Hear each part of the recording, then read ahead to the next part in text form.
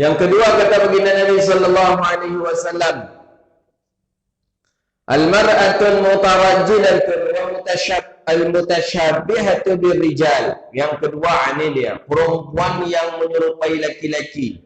Begitu juga laki-laki yang menyerupai kepada perempuan. Ini Allah tak ingin memandang kepada dirinya. Nya pedusi, tapi bentuk laki-laki. Ada dia perempuan, tapi gaya laki-laki. Baju laki-laki, celana laki-laki, bercakap macam laki-laki. Badannya macam pas, ikut pula fitness. Di sini badan. Padahal dia perempuan. Dia pedusi, maka baju laki-laki. Orang yang seperti ini Allah benci. Begitu sebaliknya, laki-laki menyerupai perempuan. Ini laki-laki tapi bersubang. Ini laki-laki tapi bergalung. Dia laki-laki tapi bergelang. Dia laki-laki tapi bertindik. Maka laki-laki yang seperti inilah yang menyerupai perempuan, inilah yang Allah marah di hari kiamat. Salah satu penyebabnya Allah tu marah ada kepada laki-laki yang menyerupai perempuan. Kebanyakan laki-laki yang menyerupai perempuan ini terlibat dalam kasus-kasus yang tak elok. Di antaranya LGBT. Kita perhatikan orang-orang pelaku-pelaku LGBT itu adalah gayanya gaya pedusi. Mambai-mambai lah gitu. Jadi kalau bawa menyapu kawannya, bila awak datang? Orang-orang yang modi itu tuh lembut sekali. Ada mahasiswa kalau masuk lokal, Pak izin Pak terlambat. Itu tak ada betul. Wang laki-laki pedusi gitu. Laki-laki Pak, laki-laki jelas ngomongnya. Laki-laki ya gitu. Pak izin Pak saya terlambat gitu. Ikut tak? Mama deh, mau dia masuk lokal lah, mau diitik pulang potang lah. Itik pulang potang kan menggak-enggak. Pak terlambat Pak, macetnya lah. Orang-orang yang seperti ini mulai dari bahasanya menyerupai perempuan, gaya jalannya, pakaiannya, orang ini Allah marah. Maka anak-anak kita yang agak ada seperti muyul, agak ada kecenderungannya kepada arah seperti arah perempuan, marahkanlah anak tadi. Marah dia, buat dia seperti laki-laki. Kau tegas bilang, hati-hati Pak, di Riau banyak nih komunitasnya, berkembang nih di Riau LGBT. Banyak, kita dah banyak dapat laporan orang tuanya anaknya tidak pulang sehari, tidak pulang 2 hari, tidak pulang 3 hari. Ketika dicari, rupanya berkumpullah di satu tempat dan itu isinya semuanya laki-laki dan modelnya pula. Hati-hati, dan itu payah menghilangkan penyakit yang seperti itu.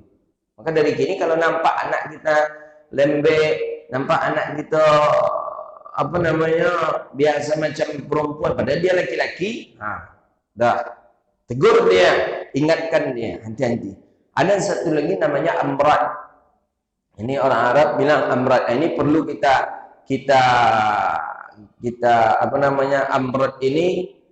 amrat ini perlu kita nasihati. Amrat ini dia tampang wajahnya memang tampangnya seperti tampang perempuan, padahal dia laki-laki. Amrat ni tak berbulu, tangannya sedikit pun, jenggot pun tidak ada. Ini amrat namanya. Amrat modego tetap tidak juga boleh berdua-dua dengan laki-laki ni. Kalau mencurigakan harus dipisahkan dia. Ini amrat. Kalau orang amrat kok kalau ke Arab Saudi hati-hati, harus bawa kawan yang naik taksi. Kalau nak lari naik sopir taksi. Dia amrat. Amrat ni memang tak ada jenggot tak mau tumbuh, bulu-bulu tak mau tumbuh. Paras wajah pas dulu paras wajah macam pedusi. Itu amrat namanya.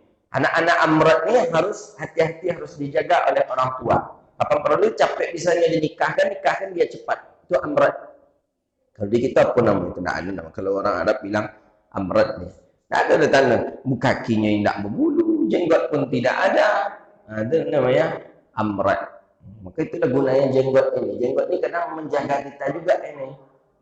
Kadang jenggot ni menjaga kita, memelihara kita. Itu jenggot ini. Dan alhamdulillah ketika orang-orang nak melakukan perkara maksiat, melakukan hal-hal maksiat, tapi ketika kita punya jenggot, akhirnya gampang orang untuk nak melakukannya.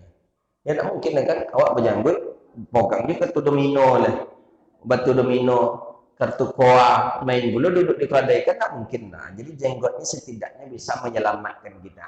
Awak berjenggot masuk ke diskotik tentu lain, kata orang penceramah, ustaz kata ke mana kata itu kata orang nanti. Itulah gunanya jenggot ini. Tapi kadang orang payah pula, nak pula mau berjenggot kadang. Itu salah satu. Jadi jenggot itu menyelamatkan kita.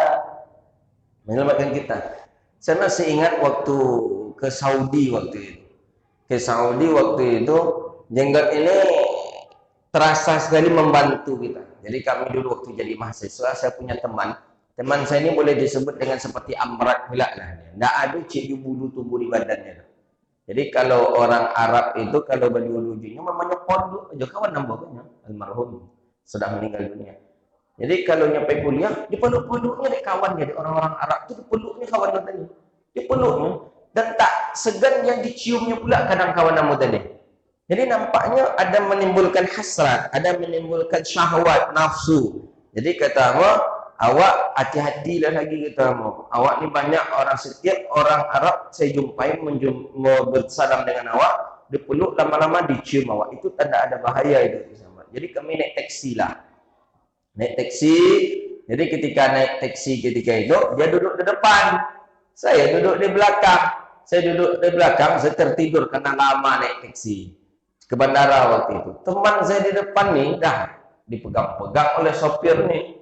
Teman saya yang apa tadi tak ada dulu dipegangnya, dipegang paha, naik lala ke atas apa segala macam. Jadi kata dia, "Hei, ngapain engkau nih?" kata teman saya ini. Untung dia marah. Untung ada iman dia. Kalau tidak ada iman, apa? Dia pura pernah ada doa ini. Nah, ini hati-hati kita. Hati-hati. Banyak kalau di Arab itu sangat penting jenggot. Jenggot sangat penting. Jadi kalau orang nampak jenggot, berarti tidak menimbulkan syahwat bagi laki-laki. Kalau bagi pedusi, ya, justru laki-laki yang tampan itu laki-laki yang berjenggot katanya. Itu dia. Maka Nabi berjenggot dia. Nabi berjenggot. Jadi menandakan laki-laki itu tampan tak tampannya dari jenggot itulah Nabi. Itu kata orang yang berjenggot. Kata orang tak berjenggot tentu tak berjenggot pula dia. Jadi laki-laki menyerupai perempuan, perempuan menyerupai laki-laki, Allah marah. Allah tak nak memandang dia di hari kiamat. Allah takkan sayang kepada dia di hari kiamat. Maka itu perlu harus kita jaga. Jangan kita sampai meniru daripada gayanya laki-laki atau daripada gayanya perempuan kalau kita laki-laki. Nah, itu perlu dia.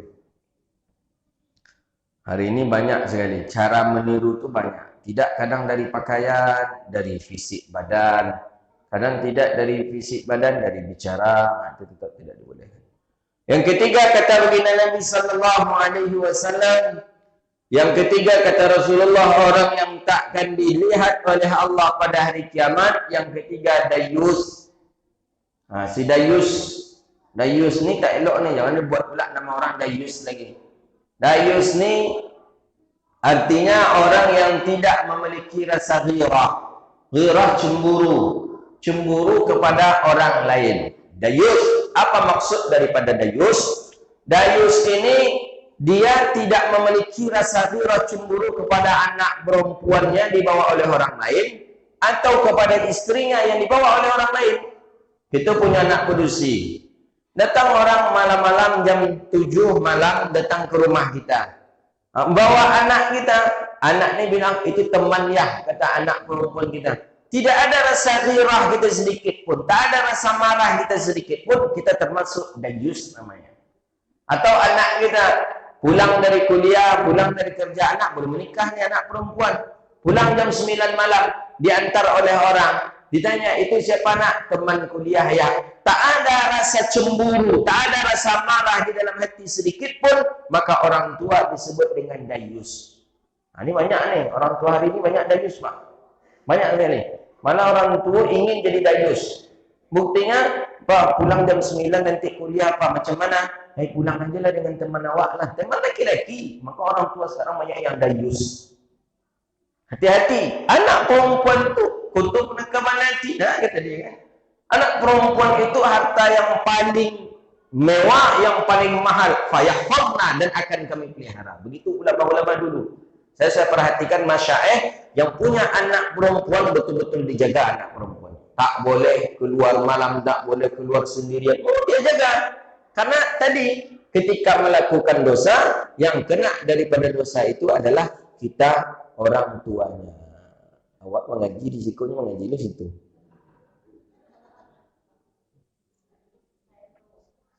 Siko. Ngaji dayus kalian enggak? Nah, siko.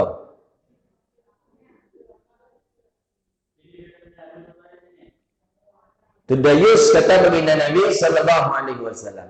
Dayus yang kedua tentang ibu bapak yang dayus, punya anak perempuan. Yang kedua suami, yang disebut dengan dayus suami lagi. Mana suami? Ketika istri melakukan perkara haram, ketika istri melakukan perkara maksiat, kemudian orang tua kita seorang suami tak ada rasa kira cemburu. Nampak bini tadi menelpon berdua-dua galak, lama bola sedang menelpon. Itu kita tanya, siapa tu? Kawan laki-laki. Iyo. Tidak ada rasa ghirah, cemburu sedikit pun, maka suami disebut dengan dayus. Nampak suami, nampak istri pulang beronceng dengan motor dengan perempuan. Ditanya, itu siapa? Kawan mak. Kawan mana? Kawan waktu SMA. Tak ada marah sedikit pun suami dayus namanya. Tak akan Allah lihat nanti dari kiamat suami yang dayus. Mesti marah. Marah, sampaikan. Engkau cukup sekali ini buat. Tak boleh buat lagi. Awas kalau buat lagi. Mesti harus itu yang keluar. Kalau bininya melawan, pandai-pandai dan bulannya. Abang pandai abang bulannya. Sudah wajib dijatuhkan talak itu bagi seorang suami. Berarti istri nusyuz namanya. Pandai-pandai abang je lah. Abang yang keluar dari rumah kau dan keluar dari rumah kau. Ini kau nampak agak gini kau. Apalagi kalau bini itu inyolah mencari pitih di rumah tu. Tu inyol kepala rumah tangga rasulnya. Dia agonya laki. Makanya salah satu dalam pandangan syariat, istri itu tidak begitu dibebaskan mencari penghasilan di luar karena itu. Pedusiku kalau inyolah mencari pitih, inyo rajo. Nyago dari suaminya. Kadang inyo pula nak punya tolak tu dan caranya abang tu baru tahu abang ini. Banyak cerita bang, jadi caranya abang aja. Padahal punya talak itu suami. Tapi dia inyo mencari uang, dia inyo yang mendapatkan pitih, inyo pula menjadi raja. Jadi namanya abang numpang hidup dan caranya abang tu katanya, enggak dek. Itu dayus namanya itu apa? Dayus. La yanzurullah ilaihi yaumil qiyamah. Allah tak nak melihat kepadanya pada hari kiamat. Siapa orangnya si dayus? Dayus ini adalah orang yang tidak memiliki ghirah, tidak memiliki kecemburuan sedikit pun terhadap anak perempuannya dan terhadap istri-istrinya. Bininya berdua dia orang bercerita untuk aja. Bininya dia tengok main handphone. Ni sekarang banyak bapak-bapak yang jadi dayus ni banyak. Bininya kalau memegang WA, memegang handphone, main WA sambil golak seorang-seorang bini itu. Tidak ada ghirah sedikit pun cemburu. Itu siapa tu? WA kok sempat kok senyum-senyum macam tu. Tengok, ambil handphonenya, tengok. Begitu tengok, punya kawan produksi. Itu harus, jangan. Siapa itu tu? Kawan asal alma mater alumni pertama. Siapa namanya? Si Anu. Ini laki-laki. Itu kita dayus namanya. Hati-hati. Hari ini banyak laki-laki yang dayus banyak sekali. Kita dalam syariat, Nabi marah loh ke dayus itu. Nabi paling marah kepada si dayus. Dayus, orang yang tak ada memiliki ghirah, ada cemburu sedikit pun kepada istri atau anak perempuannya. Mudah-mudahan Allah jauhkan kita daripada sifat dayus ini. Amin ya rabbal alamin. Kemudian dilanjutkan oleh baginda Nabi, itu 3 golongan manusia yang tidak masuk, yang tidak Allah beri, tidak Allah pandang wajahnya. Kemudian dilanjutkan oleh Nabi, wasalasatul la yadkhulunal jannah. Ada pula 3 golongan manusia yang tidak dimasukkan ke dalam surga Allah. Tidak dimasukkan ke dalam surga. Ini sambungan dari hadis itu langsung. Yang pertama, orang melawan kepada ibu bapa. Yang kedua, peminum khamar. Yang ketiga, orang-orang yang menyebut pemberiannya. Ini yang ketiga ini. Jadi yang pertama, orang yang melawan ibu bapa. Yang kedua, orang yang peminum khamar. Mutminun khamara ini orang yang peminum khamar. Peminum khamar ini memang dia anggap khamar itu minuman yang biasa. Jadi setiap saat minum, setiap saat minum, setiap saat minum. Yang ketiga, orang-orang yang selalu menyebut-nyebut pemberiannya. Siapnya di tanah ke orang sabui dia. Itu kalau nak dan bagi tanah Tuhan, mungkin masjid itu nak akan tonggak. Orang ini tak akan masuk surga. Kalau tidak dan membantu si anu tu tiap bulan, mungkin si anu tu tak akan jadi orang. Orang kita ada apa? Orang-orang kita ada yang menyebut-nyebut pemberian itu kepada orang lain. Saya alhamdulillah lah katanya, infak saya ke masjid itu 1 juta tiap bulan juga tadi. Kalau tidaklah saya membayarkan listrik masjid itu, mungkin orang tak salat di masjid itu. Itu orang yang seperti itu tidak akan Allah beri peluang surga. Ada orang kita yang hobi menyebut kebaikannya kepada orang lain. Ada. Maka ingat, orang-orang yang menyebut pemberiannya kepada orang lain, la yadkhulunal jannah, tidak akan pernah masuk ke dalam surga Allah Subhanahu wa taala. Maka hati-hatilah kita, jangan sampai menyebut-nyebut pemberian kita kepada orang. Kalau lawak agen ke orang itu, terputuslah. Karena memang syaitan dibisikkan juga oleh syaitan, bisikkan juga. Kadang ada kita yang sengaja bertanya ke orang itu, macam mana apa saya kemarin yang saya kasih kemarin, masih ada lagi, masih Pak terima kasih. Dia ingin orang berterima kasih ke dia, ingin orang memuji-mujinya. Ini yang tidak dibolehkan dalam pandangan syariat. Jadi kesimpulan hadis ini, ada 3 manusia yang tidak Allah pandang nanti di hari kiamat. Pertama, orang yang melawan kepada ibu bapa.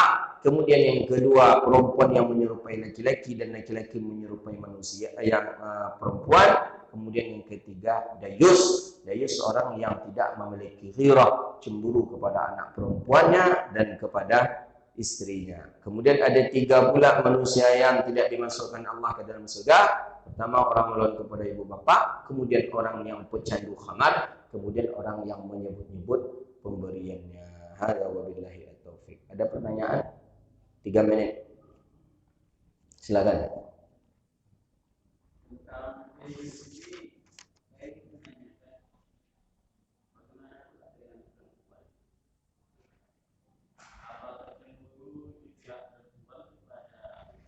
Suami.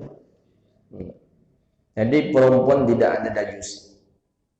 Jadi perempuan cemburu kepada suami itu biasa, tidak dayus. Kalaupun dia tidak cemburu kepada laki-laki juga tidak ada masalah, tidak dayus. Gini dia, kenapa kok laki-laki? Karena laki-laki punya hak dan tanggung jawab kepada istri. Ketika istri meninggalkan sholat, yang berdosa suami.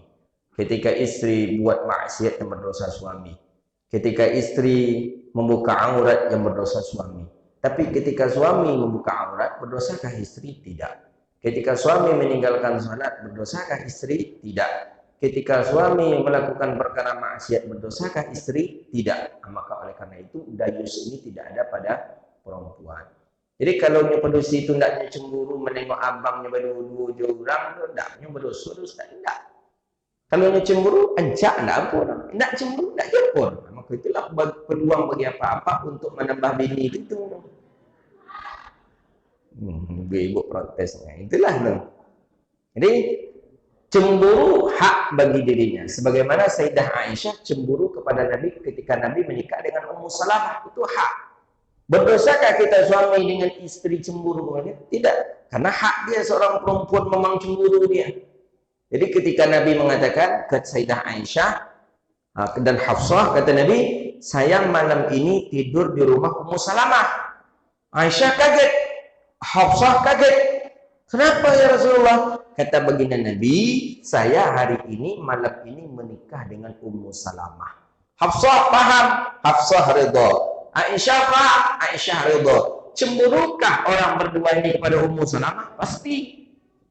Pasti, apalagi Aisyah ketika itu umur yang masih belasan, yang masih ghirah semangatnya tinggi, cemburu. Besok pagi dicarilah Ummu Salamah oleh Aisyah. Ini dah menikah dengan Ummu Salamah. Karena beredar info bahwa Ummu Salamah ini perempuan Madinah yang paling cantik. Memang janda, tapi paling cantik. Ditinggalkan oleh suami namanya Abu Salamah. Jadi ketika dicari oleh Aisyah, mana dia Ummu Salamah, dicari kemana-mana, rupanya berjumpa oleh Aisyah, rupanya perempuan itu memang cantik. Cantik, tapi sebenarnya lebih cantik Aisyah. Jadi balik Aisyah pulang, dia jumpakan Hafsah. Hafsah, betul kata penduduk Madinah, Ummu Salamah ini ternyata perempuan yang paling cantik. Perempuan yang paling cantik ternyata Ummu Salamah ini ya Hafsah. Kata Aisyah kepada Hafsah. Kemudian Hafsah mengatakan, "Ndak Aisyah, istri baginda Nabi yang paling cantik itu adalah engkau, kata Hafsah.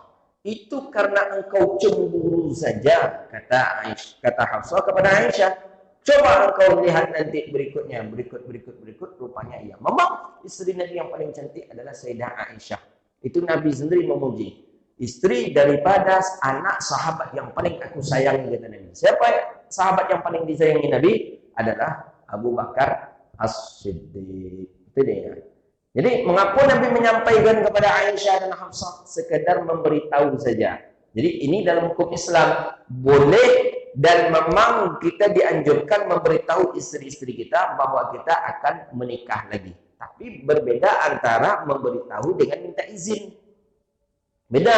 Kalau minta izin itu harus ada izin. Ikut tidak ada sekedar bagi tahu aja. Nah, itu dia. Jadi pulang apa Pak Beko sekedar bagi tahu aja ampun. Izin tidak ada dalam agama. Jadi sekedar bagi tahu aja. Bagi tahu nyamak sianunya dan mungkin malam kau lalu aku tu bangnya. Jadi bagi tahu aja. Ampun nak menyuruh dia ibu sekedar mangi-angi apa-apa aja nya. Itulah dia, hadza wa billahi taufiq. Rabbana atina fid dunya hasanah wa fil akhirati hasanah wa qina adzabannar. Allahumma faqihna fid din wa 'allimna ta'wil wahdina ila siratikal mustaqim. Allahumma barik lana fi auladina wa dhurriyyatina wahfazhum wa la tadurruhum wafiqna wafiqhum li ta'atik warzuqna birrahum bi rahmatika ya arhamar rahimin. Rabbana atina fid dunya hasanah wa fil akhirati hasanah wa qina adzabannar. Wa sallallahu ala nabiyyina Muhammadin wa ala alihi washabbihi ajma'in. Alhamdulillahi rabbil alamin. Demikian, mohon maaf. Assalamualaikum warahmatullahi wabarakatuh.